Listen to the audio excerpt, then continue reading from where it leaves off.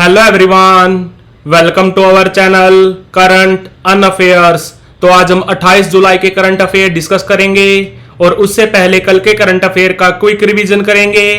तो कल का पहला क्वेश्चन था, प्रसिद्ध लेखक फ्रांसिस डी ब्रीटो का देहांत हो गया। वो किस भाषा के प्रसिद्ध लेखक थे? तो वो मराठी भाषा के प्रसिद्ध लेखक थे फ्रांसिस डी ब्रीटो।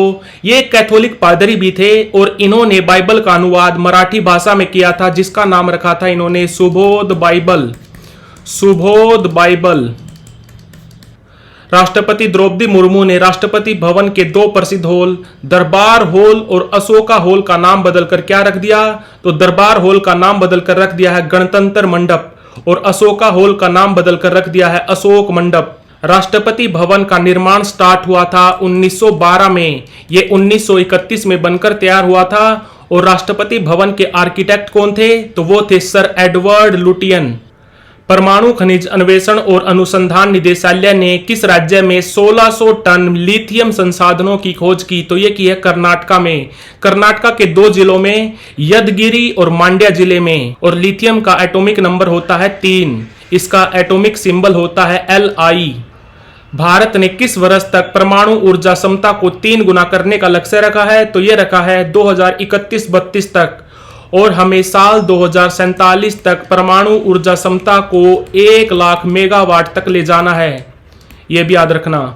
कौन दोबारा से अंतरराष्ट्रीय ओलंपिक कमेटी जो बनी थी 1894 में, इसकी दोबारा से सदस्य बनी? तो यह बनी है रिलायंस फाउंडेशन की को फाउंडर नीता अंबानी। भारतीय सेना खान क्वेस्ट 2024 युद्ध अभ्यास में हिस्सा लेने के लिए रवाना हो गई। इस युद्ध अभ्यास की मेजबानी कौन सा देश करता है? तो वो करता है मंगोलिया। कैपिटल क्या है? कैपिटल है उलान बटार। और भारत मंगोलिया के साथ एक युद्ध अभ्यास भी करता है जिसका नाम है नोमैडिक एलिफेंट।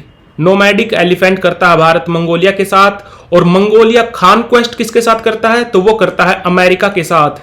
और इस एक्सरसाइज में भारतीय सेना भी हिस्सा ले रही है। और ये इस साल कहां पर होगी? तो ये होगी उलान बटार में। हाल ही में हंगरियन ग्रां प्री, हंगरी की कैपिटल क्या है? बुडापेस्ट। हंगरियन ग्रां प्री किसने जीती? तो ये जीती है ऑस्कर पियास्ट्री ने। इनका संबंध है ऑस्ट्रेलिया से और इनकी टीम का नाम है मैकलर्न। मैकलर्न। एनटीपीसी और किस राज्य सरकार ने ग्रीन चारकोल संयंत्रों के लिए समझौता किया? तो ये किया है हरियाणा सरकार ने। हमारे ऊर्जा मंत्री कौन है? तो वो है हरियाणा के पूर्व मुख्यमंत्री मनोहर लाल खट्टर। और एनटीपीसी यानी कि नेशनल थर्मल पावर कॉरपोरेशन, ये कंपनी बनी थी 1975 में। हेडक्वार्टर है दिल्ली में। और अभी इसके चेयरमैन कौन है? तो वो है गुरदीप सिंह। किस बैंक ने बोब ई पे नामक यूपीआई पेमेंट ऐप लॉन्च की? तो ये की है बैंक ऑफ बड़ौदा ने। कब बना था? 1908 में। इसके फाउंडर कौन थे? तो वो थे सयाजी राव गायकवाड़। सयाजी राव गायकवाड़। बैंक ऑफ बड़ौदा का हेडक्वार्टर है वडोदरा में। वडोदरा में। यूपीआई यानी कि यूनिक पेमेंट इंटरफेस, यूपीआई बना था 2016 में। इसकी फाउंडर थी national payment corporation of India, जो भारतीय सरकार के अंडर काम करती है। ये कब बनी थी? 2008 में। हेडक्वार्टर कहां पर है? तो वो है मुंबई में। अभी इसके एमडी और सीईओ हैं दिलीप असबे। दिलीप असबे। तो बढ़ते हैं आज की वीडियो की तरफ। आज का पहला क्वेश्चन है, सीआरपीएफ ने अपना 86वां स्थापना दिवस कब मनाया? तो यह मनाया है 27 जुलाई को। क्यों? क्योंकि सीआरपीएफ यानी कि सेंट्रल रिजर्व पुलिस फोर्स कब बनी थी? 27 जुलाई 1939 को।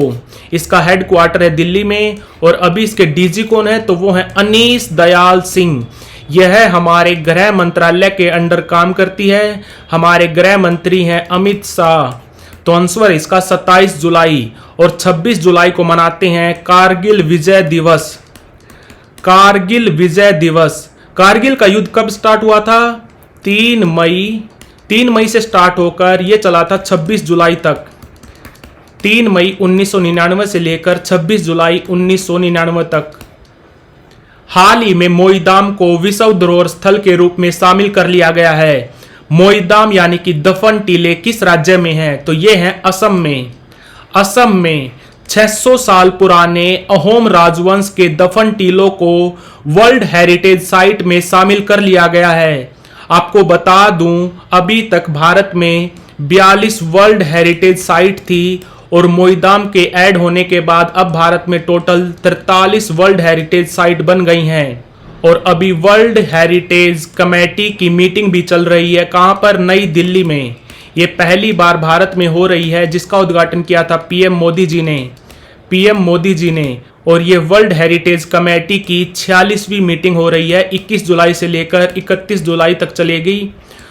और वर्ल्ड हेरिटेज कमेटी को ऑर्गेनाइज कौन करता है? तो वो करता है यूनेस्को यानी कि United Nation Educational Scientific and Cultural Organization, जो बना था 16 नवंबर 1945 को। हेडक्वार्टर है पेरिस में। डीजी है ऑड्रे अजोल। और यूनेस्को में भारत के रिप्रेजेंटेटिव हैं विशाल शर्मा। तो आंसर इसका असम। हाल ही में भारत और किस देश ने ऐतिहासिक सांस्कृतिक संपत्ति समझौता किया? तो ये किया है भारत ने अमेरिका के साथ। ये है गोविंद मोहन। ये हमारे सांस्कृतिक सचिव हैं, यानी कि कल्चरल सेक्रेटरी हैं। हमारे कल्चरल मिनिस्टर कौन है? तो वो है गजेंद्र सिंह शेखावत। और ये हैं एरिक गारसेटी। ये यूएस एम्बेसडर हैं। कहां पर? इंडिया में। और यूएसए में भारत के एम्बेसडर कौन है? तो अभी थोड़े दिन पहले अमेरिका में भारत के नए राजदूत बने हैं विनय मोहन कवात्रा। इनका भी नाम याद रखना। तो आंसर इसका अमेरिका। हाल ही में national feeder monitoring system control centre का उद्घाटन कहां पर किया गया? तो यह किया गया है REC के हेडक्वार्टर में, रूरल इलेक्ट्रिफिकेशन कॉरपोरेशन के हेडक्वार्टर में। यह बहुत बड़ी कंपनी है। इसका हेडक्वार्टर है गुरुग्राम में। तो आंसर इसका गुरुग्राम। और उद्घाटन किसने किया? तो वो किया हमारे ऊर्जा मंत्री ने। हमारे ऊर्जा मंत्री कौन है? तो वो है मनोहर लाल खट्टर। तो national feeder monitoring system control centre का उद्घाटन किया गया है गुरुग्राम हरियाणा में।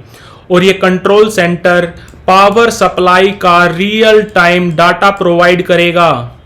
ये भी याद रखना। तो आंसर इसका गुरुग्राम। हाल ही में किस बंदरगाह पर भारत की पहली एकीकृत कृषि निर्यात सुविधा स्थापित की गई? तो ये की गई है जवाहरलाल नेहरू बंदरगाह पर। कहां पर है ये है मुंबई में। और आपको बता दूं, भारत में टोटल 13 मेजर पोर्ट हैं। 6 हैं वेस्ट कोस्ट पर, 6 हैं ईस्ट कोस्ट पर, 1 है पोर्ट ब्लेयर अंडमान निकोबार में। और अगर आपसे पूछे सबसे ज्यादा समुद्री बंदरगाह किस राज्य में है? तो वो है महाराष्ट्र में। सबसे ज्यादा सी पोर्ट है महाराष्ट्र में। दूसरे नंबर पे है गुजरात। और हमारे पोर्ट, शिपिंग एंड वाटरवेज मंत्री कौन है? तो वो है सर्बानंद सोनोवाल असम के सीएम भी रह चुके हैं। ये भी याद रखना। तो आंसर इसका जवाहरलाल नेहरू बंदरगाह। नागपुर मेट्रो विस्तार के लिए किस बैंक ने $200 मिलियन देने की मंजूरी दी है? तो ये दी है एशियन डेवलपमेंट बैंक ने। नागपुर को ऑरेंज सिटी भी बोला जाता है। और नागपुर से एमपी कौन है? तो वो हमारे रोड ट्रांसपोर्ट और हाईवेज मंत्री Nitin Gadkari. ADB Asian development bank बना था 19 दिसंबर 1966 को। हेडक्वार्टर है मनीला में। और अभी इसमें टोटल मेंबर कंट्री हैं 68। और प्रेसिडेंट है मत्सुगु आसाकावा। इनका संबंध कहां से है? इनका संबंध है जापान से। और NDB new development bank, NDB को ब्रिक्स बैंक भी बोलते हैं। ये कब बना था? ये बना था 2015 में। हेडक्वार्टर है संघाई चाइना में। और अभी इसकी प्रेसिडेंट कौन है? तो वो है ब्राजील की डिलेमा राउसेफ।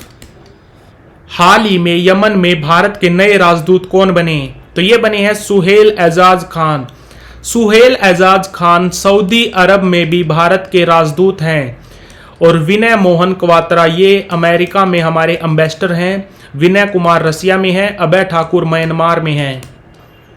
हाल ही में प्रधानमंत्री नरेंद्र मोदी ने दुनिया की सबसे ऊंची सुरंग सिंकुला सुरंग का उद्घाटन किया। इसकी कुल लंबाई कितनी है? इसकी टोटल लंबाई है 4.1 किलोमीटर। ये लाहौल वैली जो हिमाचल में है उसको जोड़ेगी जंस्कार वैली से। जंस्कार वैली कहां पर है? लद्दाख में। और ये समुद्र तल से 16,580 फीट की ऊंचाई पर है। और इसको बनाया है बॉर्डर रोड ऑर्गेनाइजेशन ने। और इस प्रोजेक्ट का नाम क्या है? ये प्रोजेक्ट योजक का हिस्सा है। ये भी याद रखना। तो आंसर इसका 4.1 किलोमीटर। और जो भारत का सबसे बड़ा सी ब्रिज है जिसका नाम है अटल सेतु, उसकी लंबाई कितनी है? उसकी लंबाई है 21.8 किलोमीटर। और भारत की सबसे बड़ी और लंबी शहरी सुरंग, यहां पे बात हो रही है शहरी सुरंग की। तो भारत की सबसे बड़ी और लंबी शहरी सुरंग जिसका नाम है थाने से बोरीवली सुरंग। थाने से बोरीवली, इसकी लंबाई कितनी है? इसकी लंबाई है 11.8 किलोमीटर। हाल ही में डीआरडीओ ने फेज 2 बैलिस्टिक मिसाइल रक्षा प्रणाली का परीक्षण कहां पर किया? तो यह किया है उड़ीसा के चांदीपुर में। डीआरडीओ यानी कि Defence Research and Development Organisation, इसको बने 66 साल कंप्लीट हो चुके हैं। ये बना था 1 जनवरी 1958 को, हेडक्वार्टर दिल्ली में। यह हमारे रक्षा मंत्रालय के अंडर काम करता है। हमारे रक्षा मंत्री कौन है? राजनाथ सिंह। और डीआरडीओ के चेयरमैन है समीर कामत। तो आंसर इसका उड़ीसा। तो like, share, subscribe. Thank you for watching current and affairs.